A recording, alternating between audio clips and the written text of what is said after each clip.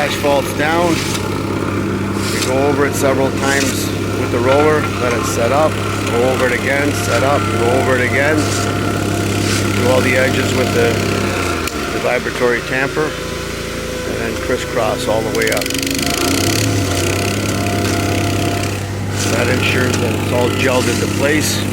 Excellent compaction. So this driver will last anywhere from 20 to 30 years with proper maintenance. This is an HL3 here that we used.